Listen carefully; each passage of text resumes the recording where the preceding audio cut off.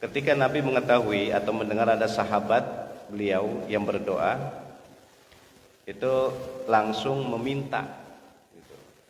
Ya, berdoa itu kan meminta ya, meminta kebaikan atau meminta dijauhkan dari keburukan. Itu kan dalam berdoa gitu. Nah, intinya bahwa Bapak saudara-saudara, jadi ketika Nabi mendengar mengetahui ada sahabatnya ketika berdoa itu langsung aja meminta kebaikan atau meminta terhindar dari keburukan, Nabi memberikan nasihat. Nabi memberikan nasihat, ya kata beliau, "Iza shalla ahadukum falyabda bitahmid rabbih wassana alaih." Kemudian tsumma yusolli ala nabi sallallahu alaihi wasallam tsumma yad'u bima syaa. Pemahaman hadis begini. Dari hadis ini kesimpulan pertama, jadi berdoa itu sangat-sangat penting gitu. Ini kaitan tentang doa, nanti kita lanjutkan tentang adab ya atau tata cara berdoa. Yang pertama, dalam hadis ini kesimpulannya berdoa itu sangat penting. Sehingga dalam hadis yang lain, dan ini hadisnya masih hadis yang sahih, kata Nabi, ad-du'a'u huwal ibadah. Jadi berdoa itu adalah ibadah. Lepas dari masalah mustajab atau tidak mustajab, diijabah atau belum diijabah, ketika berdoa saja sudah ibadah. Sehingga di dalam Al-Quran secara khusus ayat yang berbunyi ud'uni astajib lakum. Kata Allah, berdoalah kalian, niscaya aku kabulkan. Intinya di dalam Al-Quran diperintahkan berdoa, di dalam hadis Nabi mengajarkan untuk berdoa. Nah, yang menarik bahwa Bapak saudara-saudari ibu sekalian, berdoa itu adalah ketika kita berdoa kepada Allah, itu menunjukkan ketaatan dan kepatuhan kita kepada Allah. Ini yang paling penting nih, menunjukkan ketaatan dan kepatuhan kita kepada Allah. Apa maksudnya? Ketika kita berdoa, itu menandakan ada ketidakmampuan kita. Gitu. Ada ketidakmampuan kita. Dan untuk mampunya mengatasi kehidupan, tentu kehidupan baik di dunia dan baik di akhirat nanti, kita minta petunjuk dari Allah yang disebut namanya hidayah taufik. Ya, pernah saya kemukakan di masjid ini juga. Jadi ada namanya hidayah taufik. Padahal sih hidayah tersendiri, taufik tersendiri. Cuman digandeng, digabung jadi hidayah taufik. Pemahaman ini, kita ini bisa ibadah sebetulnya bukan usaha kita sendiri. Ini kayak sekarang nih, kita subuh bisa kumpul begini, kita bisa sholat di masjid yang mulia ini. Ini sebetulnya bukan kemampuan kita sendiri, keinginan dan sampainya kita di masjid ini karena ada petunjuk dari Allah. Allah menggerakkan hati kita untuk mau sholat subuh, dan Allah memberikan kemampuan kepada fisik kita untuk mau sholat subuh di masjid.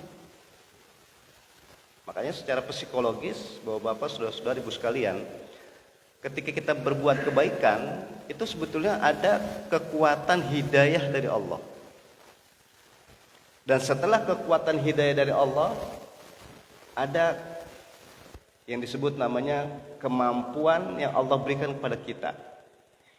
Teorinya gini dah. Banyak orang sudah sangat berkeinginan untuk melakukan ibadah sholat di masjid. Berkeinginan, tapi belum tercapai.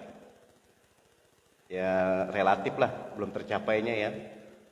Keinginan ada, tapi belum tercapai. Saya nggak bilang nggak tercapai, belum tercapai. Ya mungkin pertimbangannya banyak ya, entah mungkin masih ngantuk, entah mungkin masih capek, entah mungkin kurang sehat dan sebagainya. Banyak relatif itu.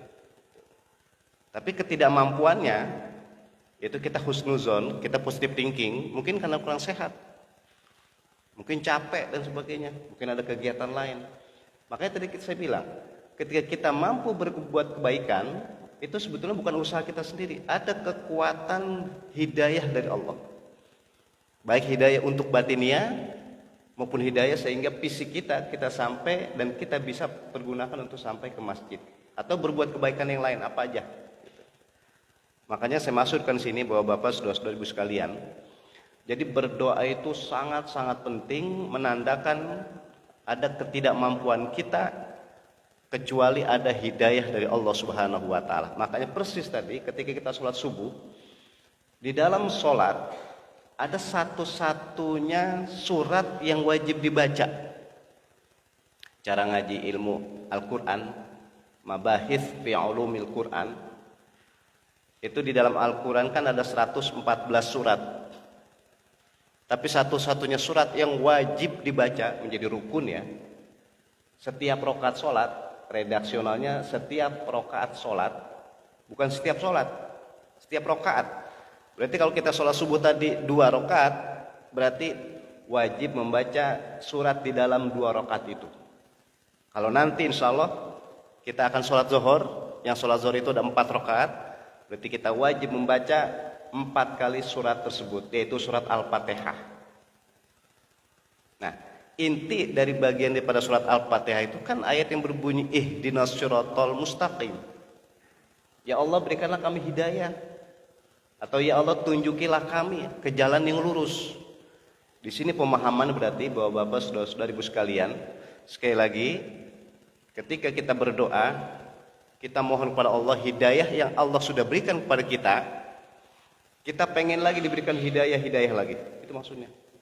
Kita mempertahankan hidayah yang ada sama kita, yang Allah sudah anugerahkan, dan kita minta biar Allah menetapkan atau menambah hidayah lagi kepada kita sehingga kita mampu beramal soleh, mampu beribadah. Maka sekali lagi intinya, pentingnya berdoa itu menandakan, menunjukkan ada ketidakmampuan kita kecuali ada petunjuk dari Allah Subhanahu wa taala. Itu yang pertama, maksud hadis di sini pentingnya tentang berdoa. Baik Bapak-bapak, saudara-saudara, ibu sekalian, sekarang kesimpulan kedua setelah pentingnya berdoa, ini ada adab atau tata cara berdoa. Ya tentu ini sekali lagi sangat-sangat penting tata cara dan adab berdoa, sehingga ini saya bilang tadi pentingnya, sehingga Nabi mendengar atau mengetahui ada sahabatnya berdoa, itu langsung meminta kebaikan atau meminta dihindari dari keburukan. Akhirnya Nabi mengajarkan. Begini teorinya Bapak-bapak, saudara-saudara. Kalau Nabi mengajarkan seperti ini nih, berarti sangat penting gitu. Nabi nggak cuek. Ketika ada sahabatnya ketika berdoa langsung meminta aja kebaikan atau meminta dihindari dari keburukan, Nabi mengajarkan. Berarti di sini pemahamannya Nabi bukan ngomong aja, gitu.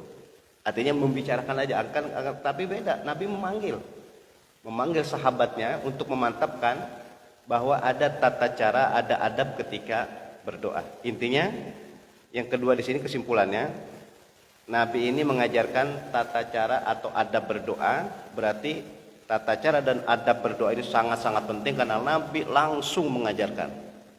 Kan ada banyak hadis Nabi mengungkapkan saja, kemudian kita yang mengamalkan. Tapi kalau ini double ini, Nabi mengutarakan, kemudian Nabi langsung mempraktekkan dengan mengajarkan kepada sahabat.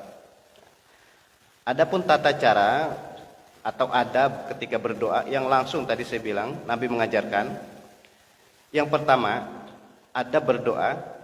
Kata Nabi, "Iza shalla ahadukum falyabda bitahmidi rabbih watsana'i alaihi."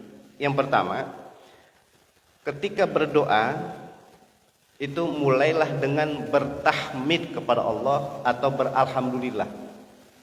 Jadi intinya adab berdoa yang pertama ini adalah memuji Allah atau bertahmid. Nah sekarang yang kita kaji lebih dalam lagi, apa maksud dan hikmatnya bertahmid? Apa maksudnya hikmatnya kita beralhamdulillah sebelum berdoa? Begini Bapak-bapak, saudara-saudara. Sekali lagi di dalam surat Al-Fatihah, bahkan di surat-surat yang lain atau di dalam hadis-hadis lain, itu kan ada lafaz yang berbunyi alhamdulillah. Alhamdulillah itu diartikan segala puji milik Allah. Nah, kalau saya ngajinya di Jawa dulu, awal-awal kalau bilang alhamdulillahi, kita menerjemahkan begini, guru saya. Alhamdu utawi segala puji. Iku lillahi milik Gusti Allah. Apapun puji-pujian itu semuanya adalah tertuju hanya kepada Allah. Artinya apa? Apa saja yang ada sama kita itu Berapapun yang kita miliki, itu hakikatnya milik Allah. Di sini ada filosofisnya begini. Jadi fisik kita nih, fisik, ilmu, pemikiran, harta, jabatan, apa saja yang ada sama kita itu amanat aja. Gitu. Karena hakikatnya tadi, lillahi, itu semua milik Allah. Harta milik Allah, fisik milik Allah. Semuanya, termasuk apa saja yang kita punya, itu milik Allah. Hakikatnya milik Allah, itu makanya bilangnya alhamdulillah. Berarti kata-kata milik Allah, kita ini yang ada sama kita itu cuma hak pakai. Kalau bahasanya hak pakai kan begini Pak, teorinya, Bapak-bapak, Ibu-ibu, saudara-saudara sekalian. Kalau hak pakai, itu kita diizinkan untuk pakai aja.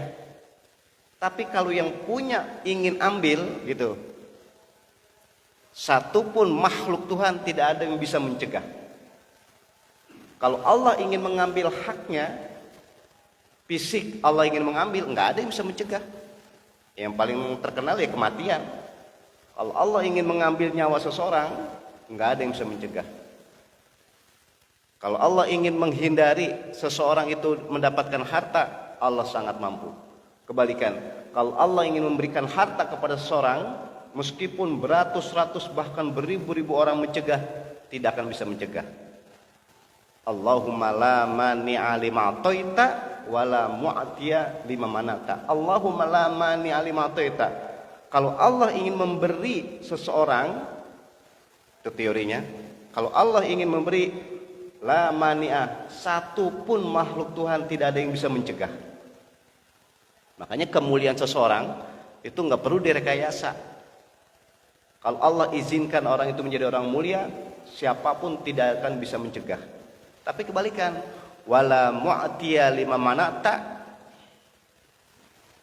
kalau Allah sudah akan memberikan pada seseorang itu ujian gitu, musibah dan sebagainya, atau bahasa kasar saya ini keburukan atau hukuman, satupun makhluk Allah tidak akan bisa mencegah. Makanya diberikan kemuliaan, diberikan kebahagiaan, nggak ada yang bisa mencegah. Tapi kalau Allah ingin memberikan musibah, Allah memberikan ujian, bahkan tadi yang level tertinggi hukuman, satupun makhluk Tuhan tidak ada yang bisa mencegah. Itulah Allahumma la mani'a lima a'taita wala mu'tiya lima mana'ta. Kayak kita di masyarakat nih, Bapak-bapak, saudara-saudara. Kita di bertetangga, kita berkawan, kita bersaudara dan sebagainya. Kalau Allah ingin mengangkat derajat kemuliaan seseorang, siapapun nggak ada yang bisa mencegah. Cepat atau lambat orang itu akan tetap mulia. Tapi kalau Allah akan memberikan musibah, memberikan ujian, bahkan hukuman, siapa saja tidak akan bisa mencegah. Ini berarti pemahamannya tadi secara filosofis, ketika kita berdoa itu tadi kita mengakui dan punya keyakinan kita cuma hak pakai aja, semuanya hakikatnya milik Allah. Makanya alhamdulillah, itu di situ pemahamannya. Nah, salah satu adab tadi kaitannya tentang berdoa itu, ya Nabi mengajarkan untuk bertahmid dulu. Ya, bertahmid berarti meyakini, memberi pemahaman yang mendalam bahwa kita ini hanya hak pakai aja, bukan hak milik. Yang menariknya lagi, Bapak-bapak, saudara-saudara, ibu sekalian, selain dari kita meyakini yang ada sama kita ini cuman hak pakai, itu bertahmid diartikan kita bersyukur dulu sebelum minta yang lain. Ini sangat hebat ini. Ketika kita bilang alhamdulillah, kita bersyukur. Alhamdulillah kan menandakan ada kegembiraan, ada kesenangan, ada kebahagiaan, apa aja yang ada sama kita. Berarti sebelum kita minta lagi gitu, entah macam-macam lah kita minta apa, pokoknya saya nyebutnya minta lagi itu, kita syukuri dulu yang ada sama kita. Maka maksudnya begitu tadi, selain dari kita yakin ini semua titipan, hal yang lain, bahwa sebelum kita minta lagi, kita syukuri yang ada. Maka bertasyakur itu hukumnya sangat-sangat wajib. Saya sampai bilang sangat-sangat wajib. Kenapa saya bilang sangat wajib? Karena diancam kalau nggak bersyukur itu. La in syakartum la azidannakum wa la in kafartum inna adzabi lasyadid. Berarti bersyukur itu bukan wajib aja, sangat-sangat wajib. karena diiringi nanti dengan ancaman. Kalau nggak bersyukur, diancam oleh Allah dengan azab yang sangat pedih. Berarti intinya sebelum kita berdoa lagi, sebelum kita minta lagi, entah minta kebaikan apa aja, atau kita minta dilindungi dari keburukan apa aja, kita syukuri dulu yang ada sama kita. Kalau kita udah syukuri yang ada sama kita, dan Allah mengetahui apa saja yang ada sama kita, kita pakai buat kebaikan, Allah sangat mudah memberikan tambahan-tambahan kenikmatannya kepada kita. Saya mau analogiin begini, Bapak-bapak, saudara-saudara, saya mau cara kias nih, cara ngaji usul fikih. Teorinya nih, andai kata kebetulan kita punya anak kecil. Kata-kata saya punya anak kecil, oke lah kita bilang kita punya anak umur 5 tahun. Ketika kita punya anak umur 5 tahun, anak kita yang 5 tahun itu minta duit buat jajan. Ya kalau anak 5 tahun, atau mungkin anak sampai 7 tahun lah, anak sekolah SD atau ibtidaiyah, dia minta jajan sama kita. Ketika anak minta jajan itu kita kasih 5.000. Kan adil berarti ya. Adil itu kan wad'u syai' fi mahalihi. Adil itu menempatkan sesuatu pada tempatnya. Kalau anak masih SD minta jajan, kita kasih 5.000, itu adil kita orang tua. Tapi kalau ada anak masih SD minta jajan, kita kasih 1 juta, berarti orang tua nggak adil itu. Orang tua zolim namanya. Zolim itu kontradiksi, berlawanan dengan adil. Kalau zolim itu wad'u syai' fi ghairi mahallihi, menempatkan sesuatu bukan pada tempatnya. Oke, kembali ke tadi.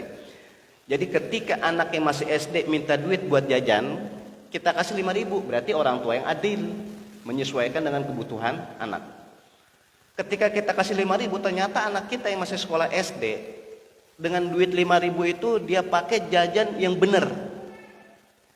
Ya entah dia beli minum, dia beli kue, apa dia beli permen dan sebagainya. Pokoknya sesuai dengan makanan dan minuman yang untuk ukuran anak-anak itu pas. Nah kita nih sebagai orang tua, kita tahu anak kita yang kita kasih duit 5.000 tadi buat jajan, dijajanin dengan yang benar, kita seneng, kita bangga, kita bahagia. Mungkin bahasa hati kita gini, berarti yang dia minta sesuai dengan ya penggunaannya lah gitulah. Dia minta buat jajan, kita kasih 5.000, ternyata benar cara penggunaannya. Karena ada senangnya kita, ada bahagianya kita, ada bangganya kita. Bisa jadi ketika kita tahu itu duitnya udah habis, sebelum anak kita minta lagi sama kita, kita kasih lagi. Karena simbol senangnya kita, bahagianya kita. Karena yang kita kasih dipakai buat jajan yang benar. Dia belum minta lagi, kita kasih. Bahkan kita tawarin, mau jajan lagi enggak? Karena apa? Kita tahu dia pakai buat kebaikan, gitu. Intinya, jangankan dia minta lagi, dia nggak minta kita tambahin, apalagi dia minta. Bisa jadi kita ngasihnya yang kedua bukan 5.000 lagi, entah kita tambahin jadi 7.000, atau kita tambahin jadi 10.000. Ini namanya analogi, ini namanya kias. Tapi, saya bilang sekali lagi, tapi kalau ada anak minta buat jajan yang tadi tuh sekolah SD, kita kasih 5.000, ternyata ketika 5.000 itu dia pakai buat beli rokok. Kan kontradiksi kan, berlawanan dengan kebutuhan anak. Masa anak masih 5 tahun udah ngerokok? Dia berhubungan, berkawan sama siapa itu? Pasti orang tua manapun gak suka. Orang tua manapun pasti gak bahagia ketika ada anak yang masih kecil, umur 5 tahun atau 7 tahun minta buat jajan, ternyata bukan buat jajan, dia beliin buat beli rokok. Orang tua manapun kecewa. Ketika orang tua tahu begitu, jangankan anak itu minta lagi, gitu. Dia nggak minta, nggak bakal dikasih. Dia minta, bisa jadi bukan dikasih lagi, malah diomelin. Ujung-ujungnya dikasih hukuman. Ya dikasih musibah lah, dikasih ujian dan sebagainya. Bahkan bisa jadi hukuman. Tadi mintanya kata buat jajan, pas dikasih duit bukan buat jajan, malah dibeli sesuatu yang nggak bener, nggak bagus, gitu ya. Nah ini pemahaman berarti bahwa bapak saudara-saudara itu namanya analogi, namanya kias. Jadi podo ae, Gusti Allah begitu. Kita minta harta, kita berdoa minta harta, atau kita minta jabatan, kita minta fisik yang sehat. Terus kita pakai fisik kita buat ibadah, kayak sekarang nih. Fisik kita pakai buat ibadah ke masjid. Kita punya harta, harta kita pakai buat kebaikan dan sebagainya. Allah senang melihat hambanya ternyata apa saja yang sudah diberikan dipakai buat kebaikan. Makanya tadi ketika Allah senang melihat harta yang sudah diberikan kepada kita, Allah senang ketika kita diberikan kesehatan kita pakai buat kebaikan, Allah akan memberikan tambahan kenikmatan-kenikmatannya. Maka di situ terjadi pemahaman. Jadi ketika kita berdoa diawali dengan tahmid dulu, menandakan sebelum kita minta lagi, kita syukuri dulu apa yang ada sama kita. Oke Bapak-bapak, saudara-saudara, kalau masalah kenikmatan yang kita miliki, nggak ada patokannya. Yang hartanya banyak bahagia hatinya, belum tentu. Yang hartanya pas-pasan, yang hartanya sedikit dikata menderita terus, nggak bisa begitu patokannya. Bisa jadi kebalikan. Yang hartanya banyak kagak tentram hatinya. Kenapa? Diperbudak oleh harta. Makanya ada teori, sekali lagi di teori nih. Orang kalau mau tentram hatinya, hartanya banyak gitulah, maksud saya biar gampang. Hartanya banyak, biar tenang, biar tentram hatinya, keluarkan hak-hak harta itu. Jadi harta itu punya hak. Kalau dikeluarin, maka yang punya harta itu akan tentram, akan tenang hatinya. Tapi kebalikan, kalau ketika dia punya harta banyak, dia tidak keluarkan hak-hak harta itu, akan semraut dalam kehidupannya. Apa contohnya hak-hak harta? Zakat. Kan sudah dijelaskan dalam Al-Quran. Siapa saja yang mengeluarkan zakat, maka tatma'innul qulub, maka hatinya akan tenang. Apalagi hak harta? Infak. Apalagi hak harta, sedekah. Maka intinya bahwa Bapak, saudara-saudara, ibu sekalian, orang yang punya harta, kalau hartanya banyak, dia keluarkan hak-hak harta itu akan tenang. Orang yang rutin mengeluarkan zakat, ada ketentraman batin. Orang yang rutin mengeluarkan infak, suami ke istri, bapak ke anak, itu ada ketentraman batin. Apalagi mengeluarkan sedekah yang tidak wajib. Makanya memberi itu ada ketentraman batin. Al-yadul ulia khairum minal yad as-sufla. Itu kan kata Nabi begitu. Khairum itu diartikan orang yang memberi itu ada ketentraman batin. Khairun itu diartikan ketentraman batin. Minal yad as-sufla ketimbang tangan yang meminta, bukan yang menerima. Al-yad sufla itu yang meminta. Makanya di dalam Islam minta itu dikecam, dihina dalam Islam. Makanya orang yang memberi itu ada ketentraman batin, tapi yang minta-minta dapat sedikit, dapat banyak, tidak ada keberkahan. Karena proses dapatnya itu cara yang dihina dalam Islam itu minta-minta. Kalau orang Jawa nyebutnya jaluan. Makanya itu Bapak, saudara-saudara, ibu sekalian. Jadi kembali ke tadi filosofis ya, hikmat. Kenapa kok Nabi mengajarkan kalau mau berdoa bertahmid dulu, mensyukuri dulu apa yang ada. Ya mau banyak mau sedikit itu bukan patokan kebahagiaan. Kebahagiaan itu hakikatnya di hati. Itu yang pertama tentang adab. Yang kedua, Bapak, saudara-saudara, tentu kaitan yang adab di dalam hadis ini berarti yang kedua, yang terakhir ini ya. Yang kedua, kata Nabi, adab berdoa itu adalah tsumma yusolli 'alan nabi sallallahu alaihi wasallam, bersolawat. Jadi dua ini adabnya. Adab berdoa itu adalah bertahmid dulu, yang kedua bersolawat. Apa hikmat, sekali lagi, apa manfaatnya bersolawat? Begini, Bapak, saudara-saudara, kita ini semua, saya bilang kita, ya termasuk pribadi saya, termasuk kawan-kawan kita yang kebetulan ada di tempat lain, pasti manusia itu pernah punya kesalahan. Ada hadis kata Nabi yang diriwayatkan oleh Imam Turmuzi, kullu bani Adam khotta'un wa khairul khotta'in at-tawwabun. Kulu bani Adam itu diartikan semua manusia, sekabehane menungso. Karena di dalam bahasa Arab, kalau di awal ada lafaz kulu itu tanpa pengecualian. Semua. Selagi tidak ada istisnaiyat, selagi tidak ada illa, berarti semua. Kulu bani Adam semua. Nyebutnya bani Adam, laki-laki, perempuan, muda, tua, berilmu pengetahuan maupun tidak berilmu pengetahuan atau rendah ilmu pengetahuannya sama, pasti berbuat kekhilapan. Tapi yang menarik kata Nabi, lafaznya khotta'un. Khotta'un itu kalau cara ngaji ilmu sorof ikut wazan fa'alun, diartikan sering. Nah ini dia. Jadi manusia bukan pernah aja berbuat kesalahan bahkan dosa, sering berbuat kesalahan dan sering berbuat dosa. Itu lafaz khoto itu begitu diartikan. Tapi kata Nabi, khairul khotoin at-tawwabun, sebaik-baiknya manusia yang pernah berbuat khilaf, pernah berbuat dosa, at-tawwabun diartikan sering bertobat. Makanya kita habis sholat wajib sangat-sangat dianjurkan istighfar minimal 3 kali. Kayak tadi di habis sholat subuh. Itu ada hal yang menarik. Pokoknya kalau habis sholat wajib berzikir, diantaranya zikir itu adalah bertaubat pada Allah. Minimal baca astagfirullah. Astaghfirullahalazim, astaghfirullahalazim, astaghfirullahalazim. 3 kali itu disebutkan dalam kitab Bulughul Maram karangan Ibnu Hajar Al-Asqalani.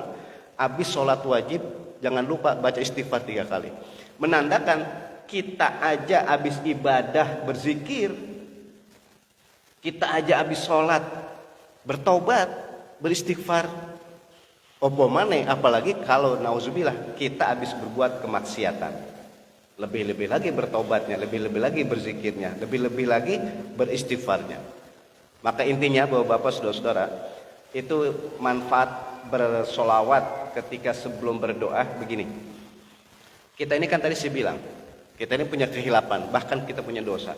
Tapi ketika sebelum berdoa kita baca solawat, itu yang asalnya kita dengan Allah itu ada hijab, ada penutup. Ini kayak kita dengan ibu-ibu nih, ini namanya hijab kan ini. Penutup, satir, apalagi ya hijab udah ya, penutup. Itu ketika orang mau baca doa diawali dengan baca sholawat, itu yang asalnya kita kepada Gusti Allah, kepada Allah itu tertutup ada hijab, tapi baca sholawat terbuka hijab itu, sehingga kita langsung meminta kepada Allah Subhanahu Wa Taala. Jadi intinya hikmatnya bersolawat itu, ya meskipun kemarin-kemarin kita banyak kehilapan, kesalahan, bahkan banyak dosa, tapi dengan membaca sholawat itu akan terbuka hijab itu, akan lepas, tidak ada penutup lagi antara kita dengan Allah Subhanahu Wa Taala. Itulah guru-guru kita mengajarkan, ulama-ulama kita mengajarkan, orang-orang tua kita mengajarkan, namanya tawassul. Jadi tawassul itu berperantaraan sebelum berdoa itu dengan baca sholawat pada Nabi kita Muhammad SAW. Bahkan tidak cukup dengan bersolawat pada Nabi saja, disebutkanlah ulama-ulama, orang-orang soleh dan solehah, yang menandakan kita ini pengen bersama-sama beliau, orang-orang ahli khair, orang-orang yang terkenal kebaikan, yang terutama ya kedua orang tua kita. Dengan demikian maka potensi peluang doa kita dijawab oleh Allah Subhanahu Wa Taala. Amin ya Rabbal Alamin. Baik Bapak-bapak, saudara-saudariku sekalian, intinya kajian kita untuk kali ini pentingnya berdoa tadi itu ya. Pentingnya berdoa menandakan ketika kita berdoa saja sudah ibadah. Adapun adabnya ada 2 ini. Langsung Nabi mengajarkan dan Nabi langsung mempraktekkan, mengajarkan kepada sahabat. Yang pertama dimulai dengan tahmid ya, memuji pada Allah Subhanahu Wa Taala. Yang kedua adalah berselawat pada junjungan kita Nabi besar Muhammad sallallahu alaihi wasallam.